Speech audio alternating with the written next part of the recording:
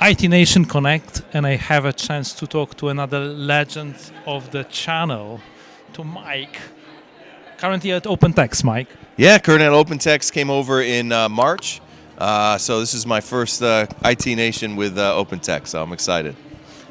But it's not your first IT Nation ever. No, I've been coming to IT Nation. My first one was 2015. So I've been to a bunch. I haven't been to one since 2022.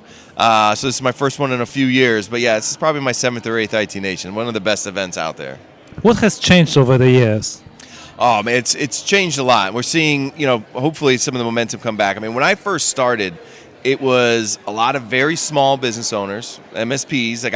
When I started in sales, I had a book of business of 80 MSPs. I don't think 3 or 4 of them were doing 7 figures. And now you see it, that's kind of like the norm. And so to see the folks that I onboarded now with their face on banners because they're doing panels and stuff like that is pretty amazing. So the maturity of the market and the definition of the market, I think, has really allowed us to grow so much.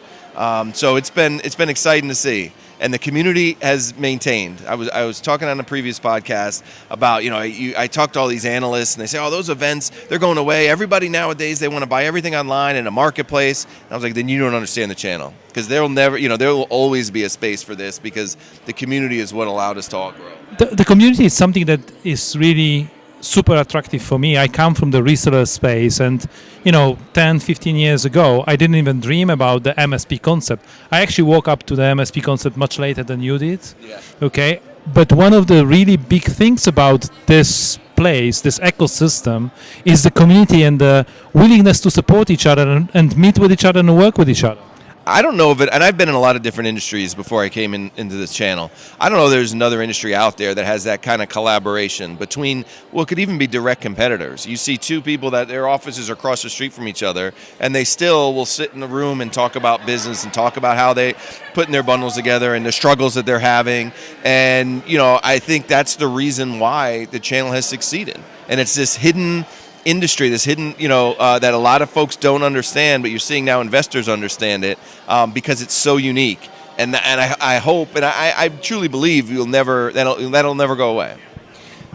Especially in Europe, there are still resellers that are in this kind of a outgoing business model. And what I'm trying to do is I'm trying to find ways and recommendations and ideas for the resellers to join this fantastic MSP community. Any recommendations from you? Yeah, I think it's a newer concept. And I think when you look at Europe, I always think, because I used to manage it in my previous job, that when they lump it into EMEA, every country and every region is so much different.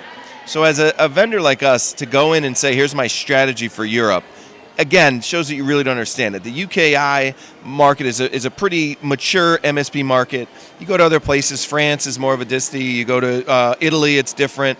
So as a vendor to understand, and I think what happens is a lot of vendors will just close the door. They're never going to get it. You know what I mean? We don't play in there. Whereas I think as vendors, we could say, no, there's education here that could be done to show that community, show that region that, hey, this MSP model really, really works. If you can figure it out, and the small business community really likes it, and we've seen it not just happen in America, but Canada is booming, APAC is booming, and all these things. And so, I think a lot of it is getting the buy-in where they could see the potential of what could be had in all of Europe.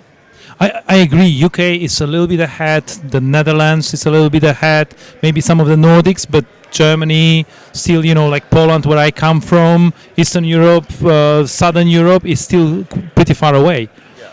I believe cybersecurity is one of the paths that the resellers could take to get into the MSP space. 100%. That's a space, and that's where I think they can catch up pretty quickly, because how quickly the cybersecurity space is changing. For a small business to try to handle that and maybe just procure the products but try to manage it, it's a failing way to go about things. So to understand that I don't just need to resell you this security stuff, I need to be the one managing it. I think once the light bulb goes off, we've seen it in region to region when they figured it out. And so cybersecurity is that kind of fast track to get there, because anybody that's tried to manage a stack of multi-layered cybersecurity products knows how difficult it is. And if you can go in there and say, I can alleviate that problem as your MSP, well, now you're going to make a client for life. Yes, and the resellers can start with selling like the licenses, but if they have a reliable partner like OpenText, they don't have to fear anything, right? Exactly. And I think that's what the mindset needs to be is like, yeah, you're going to be managing it, but you're going to have a team behind you from OpenText and all the different vendors. And, you develop that, like we're a partner with you. So you don't have to feel so overwhelmed that I'm going to have all of these different things that I'm going to have to deal with. You've got support from the vendors. And I speak from OpenText, but I speak for a lot of the vendors here. I mean, the community extends out to the vendors, and the vendors want to help the MSP. So I think it's that kind of understanding is it doesn't need to be as overwhelming as it may seem. You're going to have teams of folks behind you to help you go to market, help you manage these clients, help you put out fires when something happens. I think that could kind of lower that barrier of fear that a lot of folks have of making that shift to MSP. There's a lot of discussion about artificial intelligence and how artificial intelligence is going to change the business model of the channel partners. What are your thoughts? I strongly believe that. I believe that the way that MSPs make money 5 years from now is going to look vastly different than they look right now. And I think AI, and I think it's a good thing. I think there's a lot of potential there. AI is not, for the last 20 years in the channel, it's been, hey, I'm going to have a product in my stack, I'm going to make a certain margin on it, and I could count on that. AI is not that. It's not something you just resell. We're starting to see the conversations around AI as a service. And what am I going to do as an MSP? Well, yeah, I'm going to provide you with all these AI tools, but I'm going to be the point person that makes sure that everything works properly. There was a study that came out earlier in the year from MIT, said that 95%, you probably saw it, 95% of all AI projects failed to yield any ROI. To me, that shines a spotlight on the potential for MSPs. So now you're an MSP and somebody sees that. It's not that AI failed you. It's that they didn't have somebody managing that project. And you need somebody to manage that project, as easy as AI might seem. So now as an MSP, if you can come in there and say, oh, this is what I do for my clients. I provide business outcomes through AI, and we're going to work with you to make sure that we're utilizing all of these tools. Well, now you have a ton of different revenue opportunities, which is really all margin because you're selling your consultative, skills.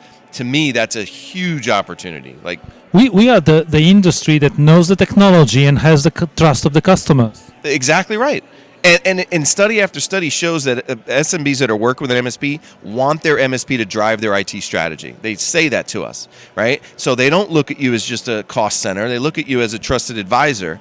And those are the ones that really tend to be sticky. So now if you're coming in and everybody knows about AI to some extent, you're reading about it, most businesses understand that it could help drive revenue for them and drive them forward, but don't understand it. And if you as an MSP can go in there and put together an AI plan for them, and say, this is what I'm going to do for you specifically. Tell me what your pain points are. There's AI that could help you with all these things, but I'm going to be your point person.